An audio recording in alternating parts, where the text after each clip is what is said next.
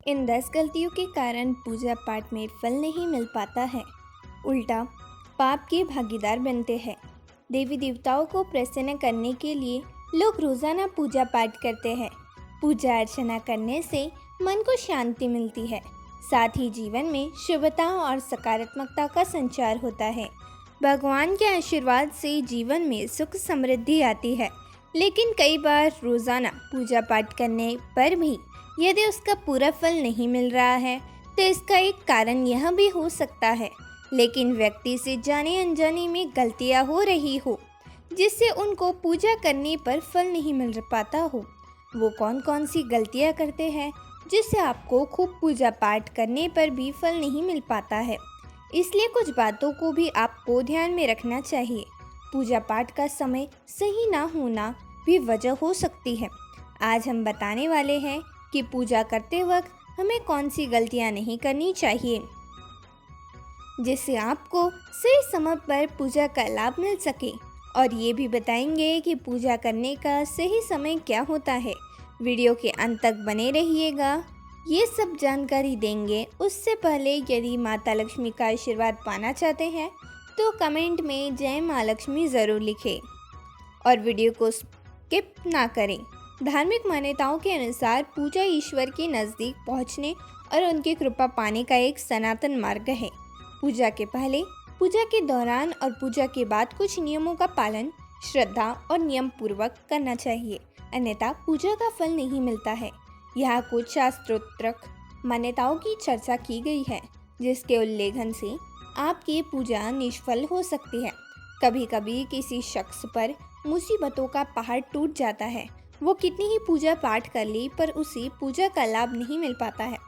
ऐसा कई कारणों से हो सकता है जिससे आप कितनी कोशिश क्यों न करें, पूजा सफल नहीं हो पाती है। कौन से है वो कारण, आइए जानते हैं। पहला, तुलसी पत्र तोड़ने के नियम। तुलसी को हिंदू धर्म में बहुत पवित्र माना गया है। यह भगवान शिव को छोड़कर सभी देवी देवताओं को अर्पित किया जाता है। शास्त्रों के मुताबिक बिना स्नान किए हुए तुलसी के पत्ते कभी नहीं तोड़ने चाहिए, अन्यथा उसे देवता स्वीकार नहीं करते हैं। साथ ही इससे ग्रह दोष भी लगते हैं। दूसरा, खुद न बुझाए पूजा के दीप। देवी देवताओं के सामने दीपक जलाकर पूजा करना सर्वमान्य विधि है।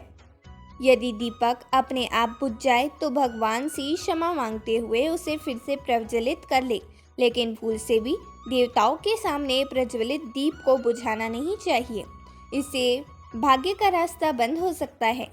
तीसरा, शालिग्राम पर न चढ़ाए ये चीज। शालिग्राम को भगवान विष्णु का दूसरा घर माना जाता है। इस पर केवल केसर, रूली या कुमकुम से रंग किए हुए चावल चढ़ाए जाते हैं। शालिग्राम पर गलती से भी अक्षत यानी सफेद अरवा चावल नहीं चढ़ाने चाहिए। चौथा, दीपक जलाने में न करें ये गलती। दोस्तों, अपने पूजा करते समय दीपक तो जरूर जलाए होंगे या किसी को दीपक जलाते हुए जरूर देखे होंगे, लेकिन ये गलतियाँ आपको नहीं करनी चाहिए। यदि आप पूजा में एक से अधिक दीपक जला रहे हैं तो कभी एक दीपक से दूसरे दीपक को नहीं जलाना चाहिए, यह बहुत अशुभ माना जाता है। कहते हैं इससे व्यक्ति दरिद्रता और रोगी हो जाता है। भगवान के स्नान में रखें इसका ध्यान। यदि आप पूजा से पहले भगवान की प्रतिमा, विग्रह या मूर्ति को स्नान कराते हैं तो यह अवश्य ध्यान रखें कि देव मूर्ति को स्नान कराते समय उनके अंगूठे से ना रगड़े।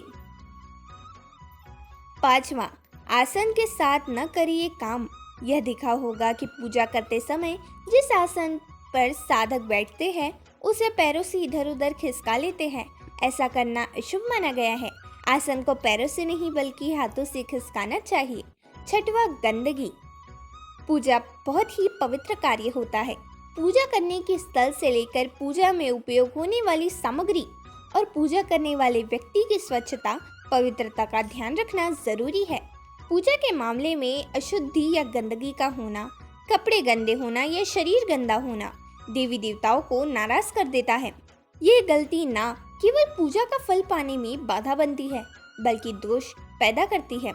लिहाजा पूजा करते समय पवित्रता का बहुत ध्यान रखें। सातवां, क्रोध करना। पूजा के बाद क्रोध करना, सो जाना या किसी की बुराई करने से पूजा का फल पूजा करने वाले को प्राप्त नहीं होता है, इसलिए इन बातों से बचने की कोशिश करें। पितृ पूर्वज दोष होने पर भी पूजा पाठ का फल नहीं मिल पाता है, इसलिए सबसे पहले इन दोषों से मुक्ति के लिए किसी योग्य पंडित से सलाह अवश्य लेनी चाहिए। यदि घर में कोई वास्तु दोष है तो भी पूजा का फल पूरा नहीं मिलता है, चाहे आप कितना भी मन लगाकर जाप करें। इसलिए वास्तु दोष निदान के लिए किसी योग्य वास्तु शास्त्री से सलाह लें। हमारे धर्म ग्रंथों में हर पूजा पाठ जाप आदि के लिए एक विशेष प्रकार के आसन के बारे में बताया गया है। अगर आसन उपयुक्त न हो तो इसका असर भी पूजा से मिलने वाले फलों पर पड़ता है। 8वां, सही समय पर ही करनी चाहिए पूजा। धर्मशास्त्रों में भगवान की पूजा अर्चना करने के कई नियम और सही तरीके बताए गए हैं। इसमें पूजा करने का सही समय भी शामिल है। पूजा करने का पूरा फल या पुण्य तभी मिलता है जब पूजा करने का तरीका सही हो और सही समय पर किया जाए, वरना गलत समय पर की गई पूजा से देवी देवता नाराज हो जाते हैं और ऐसे में पूजा अधूरी मानी जाती है। ऐसे में जान ले कि पूजा करने का सही समय क्या है और किस समय पर पूजा नहीं करनी चाहिए। 9वां, इस समय न करें पूजा। बहुत से लोग कभी भी पूजा कर देते हैं, लेकिन ऐसा नहीं करना चाहिए। सही समय पर पूजा करना आपके लिए अच्छा होता है। धर्मशास्त्रों के अनुसार दोपहर में पूजा पाठ नहीं करनी चाहिए। यह समय पूजा के लिए निषेध माना जाता है, इसलिए मंदिरों के पट भी दोपहर में कुछ समय के लिए बंद कर दिए जाते हैं। मान्यता है कि दोपहर 12 बजे से लेकर 3 बजे के बीच की गई पूजा को भगवान स्वीकार नहीं करते हैं, लिहाजा इस समय की गई पूजा का फल नहीं मिलता है। कभी भी आरती करने के बाद पूजा न करें। आरती हमेशा पूजा के आखिरी में की जाती है। पूजा पाठ हमेशा शुद्ध और पवित्रता की स्थिति में ही करनी चाहिए। महिलाओं को मासिक धर्म के दौरान पूजा करने की मनाही की गई है। जब घर में सूतक और पातक लगा हो, यानी कि जब घर में बच्चे का जन्म हुआ हो या किसी की मृत्यु हुई हो, इस समय पूजा नहीं करनी चाहिए। ऐसा करना अशुभ होता है। हिंदू धर्म में सूर्य ग्रहण और चंद्र ग्रहण के दौरान पूजा करने को वर्जित बताया गया है, लिहाजा ग्रहण के दौरान पूजा पाठ न करें। हालांकि इस समय भगवान की प्रार्थना और मंत्र जाप करते हैं। 10वां, पूजा स्थल।